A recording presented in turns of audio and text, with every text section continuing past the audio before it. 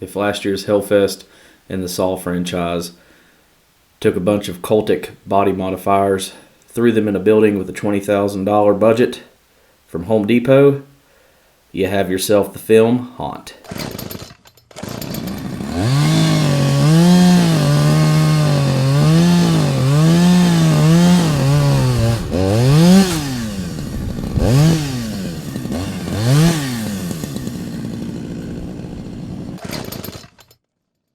Haunt, a 2019 film, written by the writers of A Quiet Place, directed by Scott Beck, produced by Eli Roth.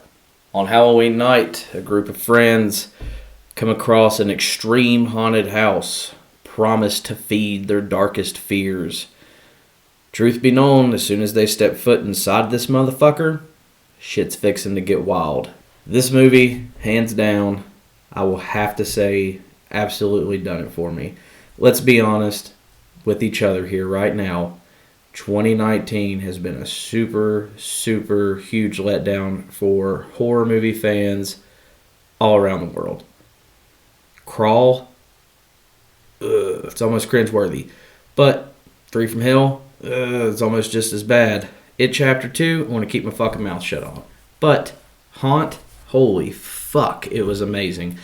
Hands down, one of the coolest films I had seen in a long, long time. This movie is fucking stressful. It is, oh my god, I need to get the fuck up and take a break stressful. It kept me going the entire time. My eyes didn't leave the fucking screen, even though it wanted to, it didn't. The pace of this film keeps you stressed out enough because it isn't like any other horror movie film where it's just like, oh, we're going to a haunted house and it's your typical slasher bullshit. It's literally like, okay, we're going to show up.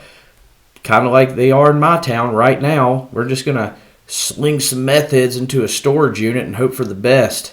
Yeah, that's pretty much what they've done in this film, and it worked. There are so many things in this film that'll keep you stressed the fuck out. The claustrophobia, the arachnophobia, just being chased down in general by somebody with a pitchfork most of the time, wearing a fucking devil mask and a clown mask.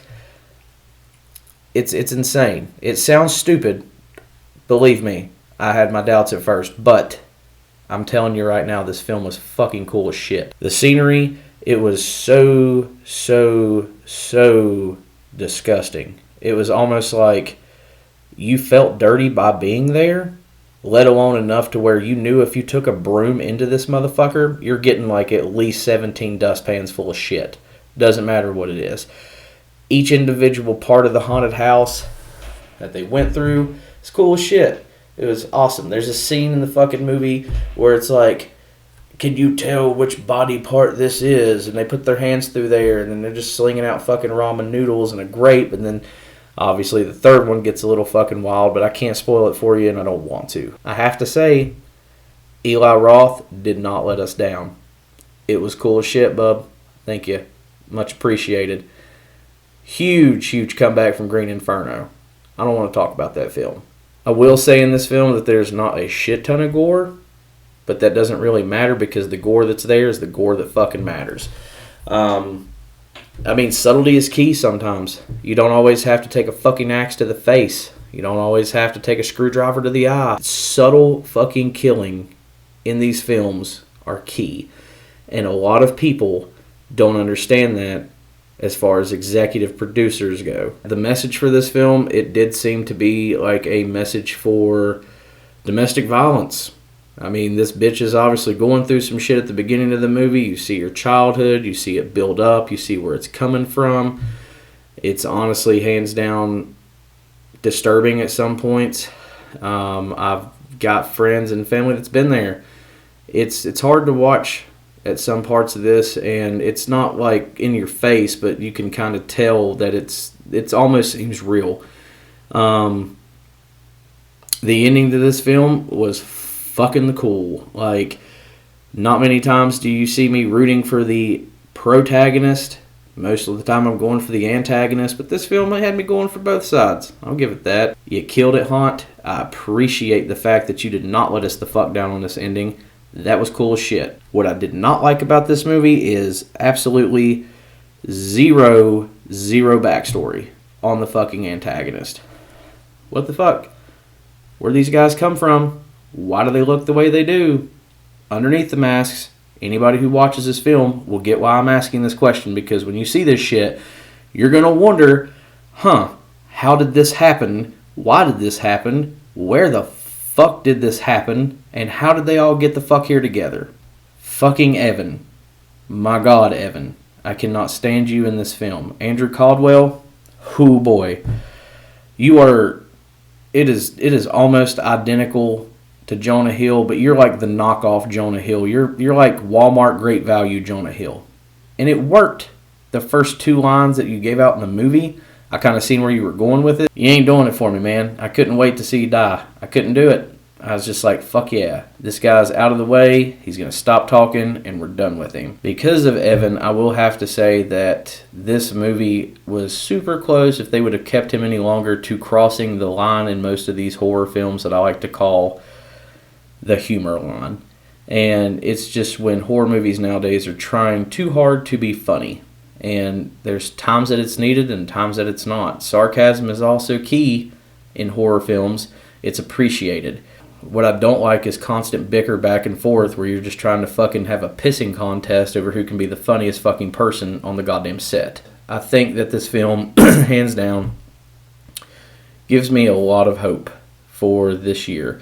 I think that, honestly, it's probably one of the coolest movies I've seen in a long time, because it's not one of those typical fucking going to the carnival or going to the haunted house movies and it's scary. It's, you take yourself, you are following these characters one by one, and you are seeing yourself standing beside of them in this entire film, and you're like, that motherfucker done exactly what the fuck I would have done. And he died. And I would probably die the exact same way. But that's okay. Because it's fucking real. It's fast-paced. It keeps going. It keeps moving. You keep the interest in the characters. You keep building interest in the characters. You know, you want to see them either make it the fuck out alive, or you want to see what's going to happen next. There's so many twists and turns in this movie, as far as like secret cool shit that keeps happening constantly over and over. It's literally like, it is a Saw franchise fan's wet dream when it comes to, we're not getting a Saw movie this year, but this is going to be kind of close enough to some of the traps and everything that's inside this film. But I'm going to have to give it a solid 8.5 out of 10. I thought it was completely worth the $5.99 purchase on Vudu. I think that it's honestly going to be a great film for most people to watch. If you're a fan of this shit like I am, I dug the fuck out of it. This movie's going to keep you at the edge of your seat. It doesn't matter. I know personally how I felt through this film, and that's what this review's for. It's just my opinion, and I'm cool with that.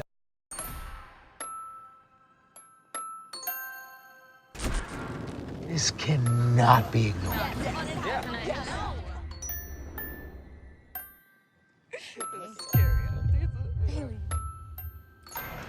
Yes, we're doing this.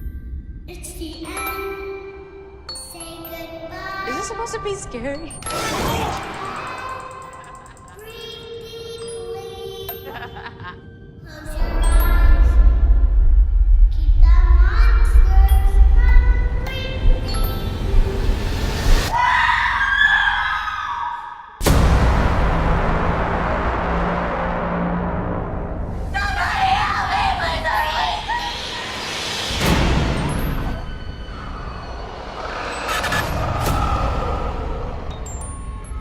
I just want to get out of here. We just want to leave.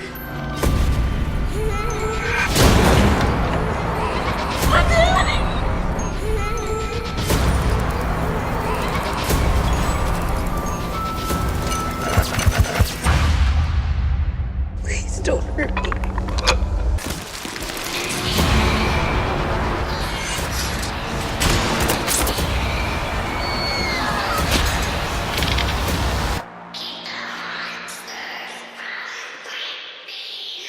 Do you want to see my face?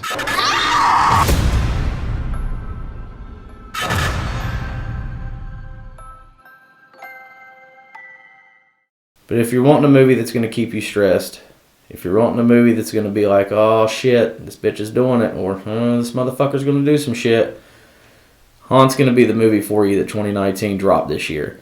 You need to watch it. You can check it out on Google Play. It's on Vudu. It's on Amazon Prime. I'm pretty sure that it's on Shudder. About positive it's on Shudder. I'm pretty sure it came out on Shudder. Seen that the other day. Give it hell. Check it out. I think you're going to like it a whole lot. Like always, I appreciate you guys watching the videos. Stay tuned for more. Thanks.